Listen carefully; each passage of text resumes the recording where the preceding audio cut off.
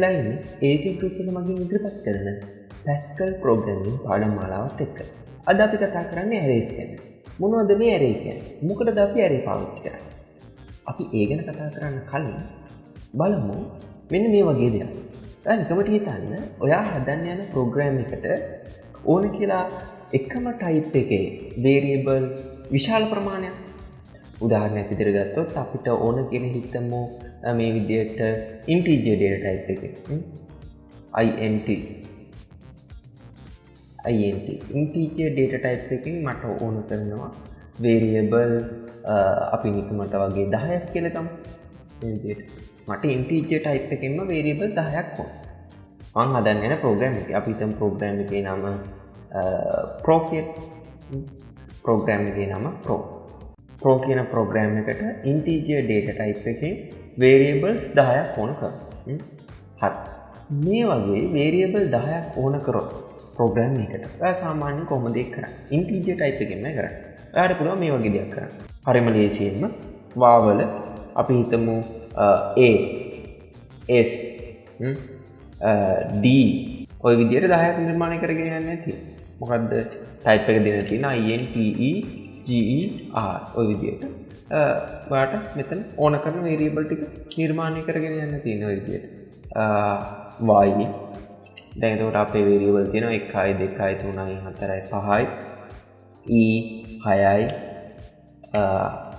7යි y කියන දෙයක් තියෙන්න බෑනේ 8යි හරි බලන්න මේ විදිහට තමයි අපිට variable 10ක් program එකට ඕන වුණොත් integer type එකෙන්ම නිර්මාණය කරන්නේ. මම මෙතන අකුරු එකක් පාවිච්චි කරාට අනිවාර්යයෙන්ම variable වලට නමක් ලියවෙන්න පුළුවන්. දැන් මෙතන variable ගත්තොත් 1යි 2යි 3යි 4යි 5යි 6යි 7යි 8යි 9යි 10ක්ම තියෙනවා. ඔන්න ඔය විදිහට තමයි ආට variable එකක් නිර්මාණය කරන්න සිද්ධ වෙන්නේ. මේක නිර්මාණය කරන්නත් ඔයාලට සැලකිය යුතු වෙලාවක් යනවා. ඒ කියන්නේ සාමාන්‍යයෙන් මේ ටික විතර ලියන්න ඔයාලට විනාඩියක් විතර ගියයි. ඔයා මේවට නම් දැම්මොත් සමහර විට විනාඩි 5ක් 10ක් විතර වගේ මේ ටික ලියන්න යන්න ඉඩ තියෙනවා. මොකද නමකට අකුරු කීපයක් තියෙනවනේ. දැන් මෙතන අපි නිර්මාණය කරගත්තේ variable 10යිනේ. හැබැයි වැරදිලාවත් ඔයා නිර්මාණය කරන program එකට අවශ්‍ය වුණොත් මෙන්න මේ integer type එකෙන්ම variable 100ක් එහෙම නැත්නම් 1000ක් සමහර විට ලක්ෂයක් ඔයාට variable ටික නිර්මාණය කරන්නම සමහර විට දවසක් විතර යනවා. මෙන්න මේ ප්‍රශ්නේ निराකරණය කරගන්න මෙන්න මේ ගැටලුව නැති කරගන්න ගෙනාපු concept එකක් තමයි මේ array එකක් කියලා කියන්නේ. එහෙනම් array එකක් කියලා කියන්නේ එකම type එකේ variable ගොන්නක් කියලා array එකක් මට හඳුන්වා දෙන්න පුළුවන්. array එකක් ටිකක් මේ වගේ. මම array එකක ස්වරූපය අඳින්නම්කෝ මේ විදිහට. array එකක් හරියට නිකන් කෝච්චියක් වගේ. මම මේ විදිහට පෙට්ටි ටිකක් අඳින්නම්කෝ කෝච්චි පෙට්ටි ටිකක්. ඕනම කෝච්චියකට නමක් තියෙනවා. නමක් නැති කෝච්චි නෑ. ඕනම කෝච්චියකට නමක් තියෙනවා. රුහුණු කුමාර කියයි, යාල් දේවි කියයි ඕනම කෝච්චියකට නමක් තියෙනවා. array එකකට නමක් තියෙනවා. අපි හිතමු මේ array එකේ නම a කියලා. array එකක් හරියට කෝච්චියක් වගේ. array එකේ නම a. array පාවිච්චි කරන්නේ මොකද? අපි array පාවිච්චි කරන්නේ අර කලින් දැක්කා වගේ එකම type එකකින් variable විශාල ප්‍රමාණයක් අවශ්‍ය වෙච්ච වෙලාවක තනිව ඒ දේවල් නිර්මාණය කිරීමට යන අපහසුතාවය නවත්ත ගන්න. එතකොට array එකකින් කොහොමද ඒ අපහසුතාවය නවත්තන්නේ? array එකක් කෝච්චියක් වගේ කියලා කිව්වනේ. array එකේ කෝච්චි පෙට්ටි තියෙනවනේ. එහෙම නැත්නම් ඕනම කෝච්චියක කෝච්චි පෙට්ටි තියෙනවනේ. array එකේ තියෙන කෝච්චි පෙට්ටි තමයි අන්න අර කලින් කිව්ව variable. අපි කලින් කිව්ව variable තමයි මේ array එකේ තියෙන කෝච්චි පෙට්ටි. අපි කිව්වනේ කලින් අපි වෙන වෙනම මේ විදිහට variable හදාගත්තනේ. එකින් එක වෙන වෙනම variable 10ක් හදාගත්තනේ. හරි. එතන 10ක් තියෙනවා. 1යි 2යි 3යි 4යි 5යි 6යි 7යි 8යි 9යි 10යි. 10ක් තියෙනවා. මේ විදිහට අපි වෙන වෙනම variable හදාගන්න ගියානේ. මෙන්න මේ set එකම එකට දාපු එකක් තමයි මේ array එකක් කියලා කියන්නේ. එතකොට මේ array එකේ මේ variable set එකම තියෙන්නේ හරියට කෝච්චි පෙට්ටියක පෙට්ටි වගේ. මෙන්න මේ විදිහට තමයි තියෙන්නේ. එතකොට මේ කෝච්චි පෙට්ටි වල තියෙන්නේ මොකක්ද? එකම type එකේ data. මේ කෝච්චි පෙට්ටි වල තියෙන්නේ එකම type එකේ data. මොකද අපි array එකක් නිර්මාණය කරේ මොකටද? මේ එකම type එකේ variable ගොන්න වෙන වෙනම නිර්මාණය කිරීමේදී ඇතිවන අපහසුතාවය නතර කරගන්න. මේකම ටයිප් එකේ වේරියබල් ගොන්න වෙන වෙනම නිර්මාණය කිරීමේ අපහසුතාවය නැති කරගන්න තමයි ඇරේ එක පාවිච්චි කරන්නේ. එතකොට ඇරේ එකේදී මේ වේරියබල් ගොන්නම හරියට කෝච්චි පෙට්ටිවල තියෙනවා වගේ මේ විදිහට එකට තියලා තියෙනවා ඇරේ එකකදී. එතකොට ඇරේ එකට තියෙන data type එක integer නම් මේ ඇරේ එකට අදාළව තියෙන සෑම කෝච්චි පෙට්ටියකම තියෙන data අනිවාර්යෙන් integer වෙන්න ඕනේ. එතකොට මේ ඇරේ එකේ තියෙන කෝච්චි පෙට්ටිය අපි නම් කරන්නේ කොහොමද? මම නැත්නම් ඇරේ එකේ තියෙන පෙට්ටි නම් කරන්නේ කොහොමද? අපි කියනවා මේකට ඇරේ elements කියලා. මේක කොටසකට කියනවා ඇරේ එකේ element එකක් කියලා. මේවා කොහොමද නම් කරන්නේ? මේවා Pascal වලදී නම් අපිට නම් කරන්න පුළුවන් ආරම්භක අගය අපිට කැමති අගයක් දෙන්න පුළුවන්. ඒ වගේම අවසන් අගය අපිට කැමති අගයක් දෙන්න පුළුවන් Pascal වල. මේ විදිහට 1 10. ඒකට 1 10 නම් අරගත්තේ 1 10 අතර නම් මම මේ විදිහට ඩොට් ඩොට් තියාගෙන යන්න. මොකද මෙතන පෙට්ටි 10ක් නැති නිසා 1 10 අතර නම් අපි අරගත්තේ. පළවෙනි array element එක Pascal වලදී නම් වෙන්නේ අංක 1 කියලා. දෙවෙනි array element එක නම් වෙන්නේ අංක 2 කියලා. 3 අංක 3 කියලා. 4 කියලා. 5 කියලා. ඊට පස්සේ ඩොට් ඩොට් ඩොට් 10. 10ක් මම එන්නේ නැති නිසා. Pascal වලදී පුළුවන් array එකේ ආරම්භක element එකේ අගය තීරණය කරන්න, අවසන් element එකේ අගය තීරණය කරන්න. එතකොට Pascal වල array එකක ස්වරූපය මේ වගේ. කෝච්චි පෙට්ටි වගේ තමයි අපි නිර්මාණය කරන මේ එකම type එකේ variable ගුණ වෙලා තියෙන්නේ. එතකොට ඒවා නම් කරද්දී නම් වෙන්නේ කොහොමද? array එකට තනි නමක් තියෙනවා. සම්පූර්ණ array එකටම තනි නමක් තියෙනවා. රුහුණු කුමාරි ආල්දී වගේ.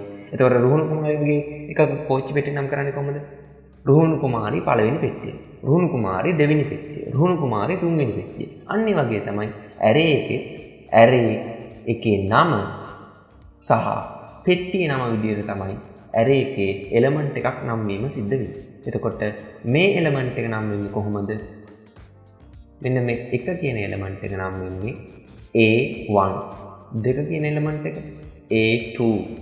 A4 මේ හතරවෙනි element එක.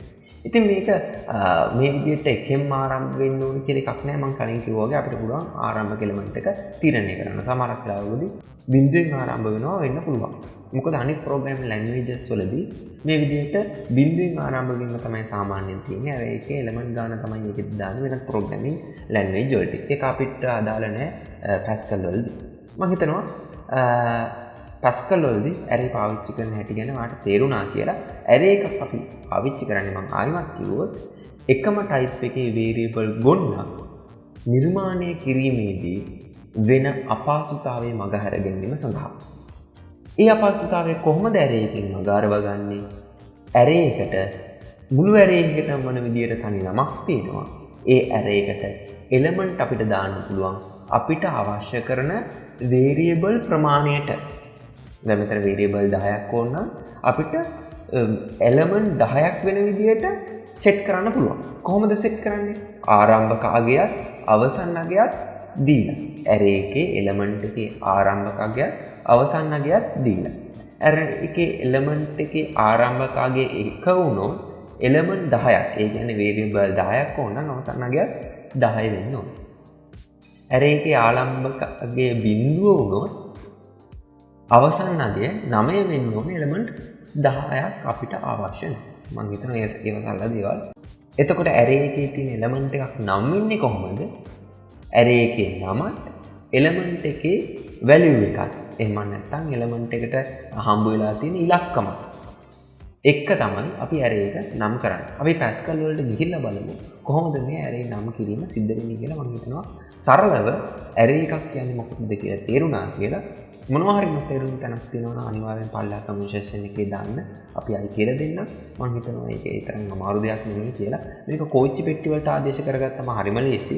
මම කලින් පැහැදිලි කරා වගේම ඒ වගේම අපේ social media link තියෙනවා පල්ලා description එකේ. ඔයාලට පුළුවන් අපිව කෙලින්ම contact කරගන්න. එහෙනම් අපි Pascal වලට ගිහිල්ලා array එකක් නිර්මාණය කරලා array element නිර්මාණය කරන හැටි ගැන කතා කරමු. හරි. දැන් අපිට අවබෝධයක් තියෙනවානේ මොකක්ද array එකක් කියන්නේ? ඒ වගේම මොකටද අපි array පාවිච්චි කරන්නේ?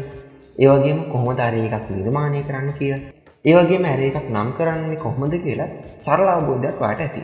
දැන් අපි Pascal වලදී array එකක් නිර්මාණය කරන්න හැටි බලමු. මේ විදිහට array එකක් නිර්මාණය කරන්න. මුලින්ම අපි array එකට නමක් දෙන්න ඕන.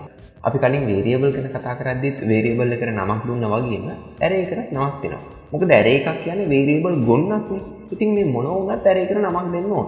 අපි කලින්ත් කතා කරා array එකට නමක් දෙනවා කියලා. හරියට නිකන් array එකක් කෝච්චි පෙට්ටියක් වගේ කියලා කිව්වා. ඒතර කෝච්චි පෙට්ටියට නමක් දෙනවා වගේ රුහුණු කුමාරි වගේ නමක් දෙනවා වගේ array එකකට නමක් දෙනවා කියලා කිව්වා. ඉතින් මේ විදිහට array එකට නමක් දෙන්න ඕන මුලින්ම. මම ඒ අකුර array එකේ නම විදිහට ලබා දෙනවා. ඉතින් එක අකුරක් විතර දෙන්න අවශ්‍ය නැහැ. මම ඉතින් උදාහරණයක් විදිහට එක අකුරක් ලබා දුන්නා. ඊට පස්සේ variable එකක් නිර්මාණය කරනවා වගේම colon දැම්මා. ඊට පස්සේ අපි variable එක නිර්මාණය කරන්න colon දැම්මට පස්සේ අපි දාන්නේ type එක මොකක්ද කියලා variable එකේ type එක මොකක්ද කියලා. හැබැයි මේකෙදි ටිකක් වෙනස්. මේකෙදි අපි නිර්මාණය කරේ array එකක් කියන එක දක්වන්න ඕන. කොහොමද array එකක් කියන එක දක්වන්නේ? හරිම ලේසියි. ARRAY array කියලා ලියන්නේ තියෙන්නේ. එතකොට program එක දැනගන්නවා. එහෙම නැත්නම් Pascal දැනගන්නවා. මෙන්න මේ A කියන්නේ array එකක් කියලා. අපි variable නිර්මාණය කරද්දී colon වලින් පස්සේ දැම්මේ data type එකනේ. හැබැයි ඒ වෙනුවට අපි මෙතන array වලට දානවා array කියලා. මොකටද array කියලා දාන්නේ? මේ A කියන්නේ variable එකක් නෙමෙයි. මේක array එකක් කියලා program එකට දැනුම් දෙන්න. ඊළඟට අපි මොකද කරන්නේ? අපි කිව්වා array එකක් කියන්නේ කෝච්චියක් වගේ කියලා. කෝච්චි එකට කෝච්චි පෙට්ටි තියෙනවා. කෝච්චි පෙට්ටිත් යම් ප්‍රමාණයක් තියෙනවා. අපි ගත්තොත් අපිට ඕන කරන්නේ variable 10ක්. අපි variable 10ක් වෙනුවෙන් තමයි array එක නිර්මාණය කරන්නේ. එතකොට අපි කිව්වා මේ variable 10 නියෝජනය වෙන්නේ array එකේ තියෙන element වලින් කියලා. එහෙම නැත්නම් array එකක තියෙන කොටස් වලින් කියලා. එතකොට අපි ඊළඟට කියන්න ඕන මේ array එකට කොච්චර කොටස් තියෙනවද කියලා. ඒකෙදිත් අපි කිව්වා මේ array එකේ කොටස් ගානේ ආරම්භක අගය සහ අවසාන අගය අපිට තීරණය කරන්න පුළුවන් කියලා. ඒ විදිහට අපිට දැන් තියෙන්නේ මේ array එකේ තියෙන element ප්‍රමාණය තීරණය කරන එක. array එකක් කෝච්චියක් වගේ නිසා අපි දාන්නේ මෙතන පෙට්ටි වරහන්. හරිම ලේසි මතක තියාගන්න. array එකක් කෝච්චියක් වගේ කෝච්චියක කෝච්චි පෙට්ටි තියෙනවා. ඒක නිසා කෝච්චි පෙට්ටි ප්‍රමාණය එහෙම නැත්නම් element ප්‍රමාණය දාන්න අපි මෙතනදී පාවිච්චි කරන්නේ කෝච්චි පෙට්ටියක්. ඒ කියන්නේ පෙට්ටි වරහන්. දැන් මොකද කරන්නේ? දැන් තියෙන්නේ array element වල පළවෙනි element එක වෙනුවෙන් අගය දෙන්න. පළවෙනි element එක වෙනුවෙන් අගය මම බිංදුව කියලා දෙනවා. මොකද අනිත් programming language වලදී වගේ default අගය වෙන්නේ බිංදුව. ඊට පස්සේ අවසන් අගය දෙන්න ඕනනේ. ඒ කියන්නේ පෙට්ටිය අවසන් වෙන අගය. ඒක අපි දෙන්නේ dot දෙකකට පස්සේ. dot දෙකකට පස්සේ දෙනවා මේ විදිහට 9යි. දැන් මොකද්ද මෙතන තියෙන්නේ? විතර ආරම්භක element එකේ අගය බිංදුවයි අවසාන element එකේ අගය 9යි. ඒ කියන්නේ මෙතන element 10ක් තියෙනවා. බලන්න. බිංදුව 1 2 3 4 5 6 7 8 9 ඔය විදිහට 9ක් ආවට පස්සේ මෙතන element 10ක් තියෙනවා. බලන්න 1 2 3 4 5 6 7 8 9 10 10ක් තියෙනවා. ඒක හරි සරලයි. ඒක විතරක් අමාරු නෑ. නමුත් ඔයාලට අමාරු නම් මෙතන ඔයාලට කිසිම ප්‍රශ්නයක් නෑ. එකෙන් ආරම්භ වෙලා 10න් අවසන් වෙන විදිහට දෙන්න පුළුවන්. ඒකේ කිසිම ගැටලුවක් නෑ. මම මෙතන දෙන්නම්කෝ එහෙනම්. එකෙන් ආරම්භ කරලා මේක මේ විදිහට 10න් අවසන් කරන්න. හරි. දැන් ඕන්න array එකේ element ගානේ හරි. element ගාන හදාගන්න එක හරිම ලේසි, මතක තියාගන්න ලේසි. මොකද array එකක් කියන්නේ කෝච්චියක්. කෝච්චියේ කෝච්චි පෙට්ටි තියෙන නිසා කෝච්චි පෙට්ටි ප්‍රමාණය දාන්න අපි පාවිච්චි කරන පෙට්ටි වල. එහෙම මතක තියාගන්න හරි ලේසි. ඊට පස්සේ අපි පාවිච්චි කරනවා of කියන keyword එකක්. මේ of කියන keyword එකට පස්සේ දෙන්නේ array එක මොන type එකේද කියලා. මොකද අපි array එකක් නිර්මාණය කරගන්නේ එකම type එකේ variable ගොන්න වෙන වෙනම නිර්මාණය කිරීමේ අපහසුතාවය මගහර ගැනීම සඳහා කියලා කිව්වා. එතකොට array එකක් තියෙන ස්ථිර වශයෙන්ම data type එකක් තියෙනවා. දැන් අපි දෙන්නේ array එකේ data type එක මොකක්ද කියලා. මම මෙතනදී දෙන්නේ integer integer type එක. දැන් හරිම ලේසි statement එක අවසන් කරගන්න semicolon දාන්නේ තියෙනවා. ඉතින් array එකක් නිර්මාණය කරගන්න ඇති මම හිතනවාට ලේසියෙන්ම තේරුණා කියලා. ඒක අමාරු නෑ. ඒ වගේම array එකක් කියන්නේ මොකක්ද කියලාත් මම හිතනවා පැහැදිලි වෙන්නේ නැති කියලා. ඇයි array පාවිච්චි කරන්නේ කියලාත් තේරෙන්නේ නැති කියලා මම හිතනවා. අද මේ වීඩියෝ එක මම අවසන් කරනවා. අපි ඊළඟ වීඩියෝ එකකින් බලමු මේ array එකේ element වලට කොහොමද අගයන් ඇතුළත් කරන්නේ. ඒ කියන්නේ අපිට ඕන කරන values කොහොමද අපි මේ element වලට දාගන්නේ කොහොමද එතකොට ඒ එලිමන්ට් වල තියෙන values අපි ආයිමත් පාවිච්චි කරන්නේ? ඒ වගේ දේවල් ගැන අපි ඊළඟ වීඩියෝ එකේදී කතා කරනවා. මම හිතනවා අද වීඩියෝ එක ඔයාලට ගොඩක් ප්‍රයෝජනවත් වෙන්න ඇති කියලා. වීඩියෝ එක හොඳ නම් අනිවාර්යෙන් ලයික් එකක් දාන්න මතක් කරන්න එපා. ඒ වගේම තමයි අපිව subscribe කරේ නැත්නම් පල්ලා ඇති රතුපාට බටන් එකක් බලන්න පොඩ්ඩක් subscribe කියලා ඇත්තේ. ඒක ක්ලික් කරන්න. ඒ වගේම ඒ ළඟම තියෙන bell icon එක ක්ලික් කරොත් අපි ඊළඟට දාන වීඩියෝ එක දාපු ගමන්ම ඉක්මනට මාට notification එකක් එයි. ඒ වගේම ඔයාලට මොනවා හරි ප්‍රශ්නයක් තියෙනවා නම් පල්ලා comment section එකේ දාලා යන්න. ඒ වගේම පල්ලා description එකේ අපි කරන අනිත් වීඩියෝ පාඩම් මාලාවලට අවශ්‍ය කරන links තියෙනවා. ඒ ඔයාලට පාවිච්චි කරන්න පුළුවන්. ඒ වගේම අපිව කෙලින්ම contact කරගන්න පුළුවන් social media links තියෙනවා. ඒ ඔයාලට පාවිච්චි කරලා අපිව contact කරගන්න පුළුවන්. එහෙනම් අතර ගිහින් එන්න ඔයාලට සුබ දවසක්.